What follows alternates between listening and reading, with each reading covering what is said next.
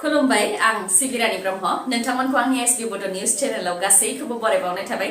नोंथांमोननि थाखाय आं गोदान मोनसे भिडिअ लानानै फैबावबाय अन्नानै भिडिअखौ जोबजासिम नायलांदो बर'न नि सोद्रोमाफोरा हाग्रायाव थांफिनगोन नामा बिटिआर हालामाव सानथामनि हाबाफारिजों रागाम हाबाफारिया मैयानिफ्राय जागायजेनबाय मैयानि बे हाबाफारियाव प्रमद बर' बिथांनियाव माखासे खौरांगिरिफोरा सोंथि खालामदों दि बिथांमोनहा खोनादों दि नि सोद्रोमाफोरा हाग्रायाव थांफिननो नागिरदों बिनि सायाव मा बुङो होननानै प्रमद बर' बिथांनियाव सोंथि खालामदोंमोन बिनि सायाव प्रमद बर' बिथाङा फिन होदों दि बे खोथाखौ बिथां प्रमद बर'आबो खोनादों नाथाय हाग्रायाव थांफिननाया मोजां इसारा नङा होननानै बुंथिनायजों लोगोसे हाग्रायाव थानानै समाजनि जेबो मोजां खामानि मावनो हानाय नङा गामि आरो समाजाव थानानैसो समाजनि खामानिखौ मावनो हायो होननानै बुंथिदों माखासे सुबुंफोरा राजखान्थिजों थुलुंगा मोननायबो जानो हागौ होननानै बुंथिनायजों लोगोसे जाय आयेन बेरेखा हाथियार लानानै समाजाव सिगि सग' खालामो बेनि हेंथायै गोख्रों राहा लानो थाखाय प्रमद बर' बिथाङा आसाम सोरखारखौ खावलायदों मनरन्जन बसुमतारी बिथांखौ UBPO नि गोदान आफादगिरि महरै सायख'बाय गलाघाटआव जाबाय थानाय UBPO नि बोसोरसालिया जथुम्मायाव UBPO नि गोजाम आफादखौ सेफायनानै गोदान आफाद दानाय जाबाय बे गोदान आफादाव मनरन्जन बसुमतारी बिथांखौनो आफादगिरि महरै सायख'बाय खौरां मोननाय बायदिब्ला UBPO नि लेङाइ आफादगिरि महरै रतन बसुमतारी गाहाय नेहाथारि महरै पिताम्बर ब्रह्म आरो लेङाइ गाहाय नेहाथारि महरै अमित बसुमतारीखौ सायख'नाय जादों गासै 40 सोद्रोमाजों बे गोदान आफादखौ दानाय जादों होननानैबो मिथिनो मोननाय जादों मख'नो गोनांदि UBPO नि बारग' आफादगिरि मिहिनेश्वर बसुमतारी बिथांखौ बड' कचारी वेलफेयार अट'नमास काउन्सिलनि इन्टारिम काउन्सिलनि गाहाय मावफुं सोद्रोमा महरै सायख'नाय जादोंमोन आल्फा आइआ लांखार जानाय सानैनि हेंथायै फैगौ सप्तायाव गोख्रों राहा लासिगोन बे खौरांखौ आल्फा आइनि पाब्लिसिटि सेलनि सोद्रोमा केरुमेल आसमा गांसे फोसाव बिलाइनि गेजेरजों फोसावदों लाइजामाव फोसावनाय बायदिब्ला आल्फा आइआ कुइप' अइल कम्पानिजों थांनाय 16 निफ्राय 18 फेब्रुवारिसिम सावरायलायदोंमोन नाथाय बे सावरायलायनायाव जेबो मोजां फिथाइ आल्फाया मोननो हायाखै जायनि थाखाय लांखार जानाय सानैनि हेंथायै फैगौ सप्तायावनो जोबथा राहा लानाय जासिगोन होननानै बुंथिदों बेनि अनगायैबो कुइप' अइल कम्पानिखौ आसाम आरो अरुणाचल प्रदेशखौ लाफादेरनानै गासै साउथ इस्ट एसियायावनो बन्द फोसावदों आरो कुइप' अइल कम्पानियाव मावग्राफोरखौ दिनैनिफ्राय खामानियाव थांनो बादा होदों बे खामानिखौ एंगारनानै गोदान खामानि मावनो थाखाय आसाम सोरखार अरुणाचल प्रदेशनि सोरखार आरो कुइप' अइल कम्पानिजों सावरायलायनानै गुबुन साख्रि एबा खामानिनि राहा खालामनानै लानो थाखाय मावथिफोरखौ बिथोन होदों बेफोरनि उनावबो सोरबा मावथिया जुदि गावनि गोसो बायदियै कुइप' अइल कम्पानियाव मावहैयोब्ला आरो बेनि उनाव माबा मोनसे जायोब्ला बेनि दाया गावनिनो जागोन होननानै गोख्रों रावजों बुंदों आल्फा आइआ मख'नो गोनांदि लांखार जानाय सानैया कुइप' अइल कम्पानिनि मावथिमोन बिसोरखौ आल्फा आइआ थांनाय 21 डिसेम्बरावनो लांखारदोंमोन लांखार जानाय सानैनि मादाव सासेया आसामनि प्रणब कुमार गगৈ आरो गुबुन सासेया बिहारनि राम कुमार आरो बिसोर सानैखौ उदां खालामनो थाखाय आल्फा आइआ कुइप' अइल कम्पानिनिफ्राय 20 कौटि रां दाबि खालामदोंमोन 22 बोसोर बैसोनि बिशाल सोरगियारि बिथाङा मबाइल फनजों सुंद' सावथुन दिहुननानै मोनथाम इन्टारनेशनेल फिल्म फेस्टिभेलाव बान्था मोननो हादों बिथाङा बाक्सा जिल्लानि बागमारानि सोनाब रेहाबारि गामिनि बिथाङा मबाइलजोंनो आबादारिफोरनि खस्थ'नि सायाव दिथा खालामनानै वार्किं मेन मुंनि सुंद' सावथुन दिहुनदोंमोन बे वार्किं मेन मुंनि सुंद' सावथुना इउर' फिल्म फेस्टिभेलाव short best mobile film award देरहानो हादों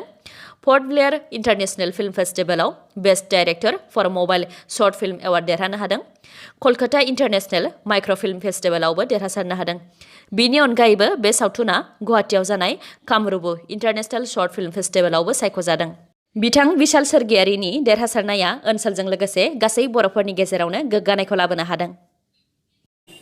भिडिअखौ जोबजासिम नायलांदो लोगोसे नोंथाङा दासिमबो आंनि चेनेलखौ साबस्क्राइब खालामाखैबा अन्नानै साबस्क्राइब खालामदो लोगोसे बेल आइकनखौबो क्लिक खालामदो जाहाथे गोदान भिडिअ लानानै आं फैयोब्ला नोंथांनाव सिगांग्रो नटिफिकेसन सौफैयो UPPL दोलोखौ नागारनानै फिन कंग्रेसआव हाबफैफिनदों कंग्रेसनि दैदेनगिरि मजाहुरुल इस्लाम बिथाङा बुंथिदों दि थांनाय BTC बिसायख'थिनि सिगां कंग्रेस दोलोखौ नागारदोंमोन आरो प्रमद बर' बिथांखौ मोजां मोननानै UPPL हानजायाव हाबफैदोंमोन नाथाय इस्लाम बिथाङा फिन UPPL दोलोखौ नागारनानै कंग्रेस दोलोआव हाबफैफिनबाय बिथांनि कंग्रेस दोलोआव हाबफैफिननायखौ क'क्राझार जिल्लानि कंग्रेस दोलोआ जोबोद गोजोननाय फोरमायदों आरो बे खौरांखौ खौरांगिरि मेल खुंनानै रायजोफोरनो मिथिहोदों बे खौरांगिरि मेलनि गेजेरजों बिथां इस्लामा अजद दैखांदों दि UPPL हान्जाया गावनि गोसो बायदियै जेबो खामानि मावनो हाया। BJPआ जाथिनो बेखौसो मावनो गोनां जायो आरो BJPआ जि थांखि लायो बेखौसो मावनो गोनां जायो। बेनि अनगायैबो दिनैसिमबो बिथाङा UPPLनि मावख'आव हाबहैनो मोनाखै एबा सावरायनो लिङाखै होननानैबो अजद दैखांदों। बेफोरबायदि जेंना नुजाथिनायनि थाखायनो कंग्रेस दोलोआव हाबफैफिनदों होननानै बुंथिदों मुजाहिरुल इस्लाम बिथाङा।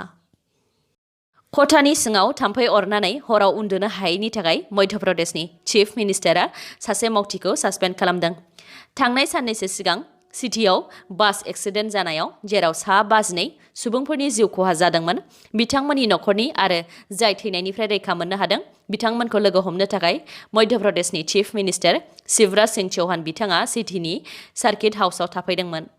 चिफ मिनिस्टार थाफैगोननि थाखाय सार्किट हाउसखौ सिखोन साखोन लाखिनो थाखाय आरो गासैबो थाग थियारि खालामनानै लाखिनो थाखाय PWDनि साब इन्जिनियार बाबुलाल गुप्तानो बिबान होदोंमोन। नाथाय बिथाङा गावनि बिबानखौ मावाखैमोन, जायनि थाखाय चिफ मिनिस्टार बिथाङा फैनानै सिटिनि सार्किट हाउसखौ सिखोन साखोन गैयि, टेंकिनिफ्राय दै बोहैबोनाय जायनि थाखाय थाम्फै जादों आरो थाम्फैनि थाखाय हराव उन्दुनो हायाखै। बेफोर गासै थासारिखौ नुनानै मध्य प्रदेशनि चिफ मिनिस्टार शिवराज सिंह चौहान बिथाङा साब इन्जिनियार बाबुलाल गुप्ताखौ सासपेन्ड खालामदों। श्रीरामपुराव 1 कौटि रांनि मणिपुरी गान्जा हमनो हादों। क'क्राझार जिल्लानि गसाइगाव महकुमानि सिङाव थानाय आसाम बेंगल सिमना श्रीरामपुराव पुलिस बिफाननि सिग्रोमनायाव गोबां बिबांनि मणिपुरी गान्जा हमनायजों लोगोसे ट्राक ड्राइभारफोरखौ हमनो हादों। हमजानाय ट्राक ड्राइभारफोरनि मादाव सासेया पान्जाबनि थागिबि, मुङा जसबिन्दर सिंह, 50 बोसोर बैसोनि।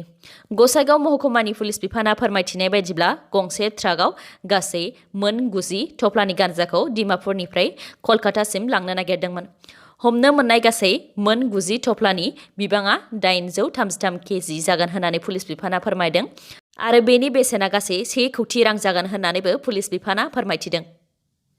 इन्डियान आर्मिया सानजा सिक्किमनि भारत चाइना सीमा खाथिनि नाथुलायाव गोबां बरफ गोग्लैनानै नांथानानै थानाय सा 447 दावबायारिफोरखौ रैखा खालामदों। इन्डियान आर्मिया बुंथिनाय बायदिब्ला गोबां बारहुंखा आरो बरफ गोग्लैनायनि थाखाय गासै गं 155 गारिफोरा खमसे खम 15 किल'मिटार गोलाव लाइन जानानै नांथानानै थादों। जाहोना बांद्राय बरफ गोग्लैनायनि थाखाय लिमोनद्रा जानानै गारिया खारनो हायाखैमोन। उनाव इन्डियान आर्मिया गावसिनि गारिजों दावबायारिफोरखौ लानानै गावसोरनि 17 माइल मिलिटारि केम्पनि बेरेकफोराव दोनहैनायजों लोगोसे जानाय लोंनाय आरो देहा फाहामथायनि थाखाय राहाबो खालामनानै होदों। जम्मु एन्ड काश्मीरनि आलदा आलदा जायगायाव गुबुन गुबुन जाथायजों 3 पुलिस आरो 3 उदखारिनि जिउ खहा जादों। जम्मु एन्ड काश्मीरनि शपियान जिल्लायाव रैखाथि बिफाना 3 उदखारिफोरखौ गावथारनो हादों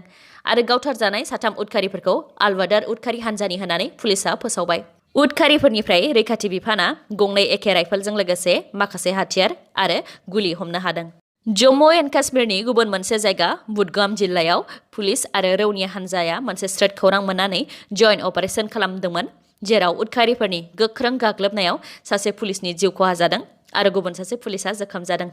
जिउ गोमानाय पुलिसनि मुङा मोहम्मद आल्ताफ आरो जोखोम जानायनि मुङा मन्जुर आहमेद। बे जाथायाव उदखारिफोरा खोमसिनि खाबु लानानै खारखुमालांनो हादों।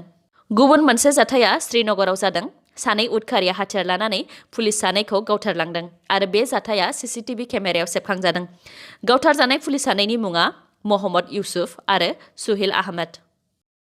इन्डियान सुपार लिग ISLआव एटिके महन आरो इस्ट बेंगलनि गेजेराव फुटबल गेलेनाया जादोंमोन, जेराव एटिके महना गल 3 आरो इस्ट बेंगलआ गल 1 सोनो हादों।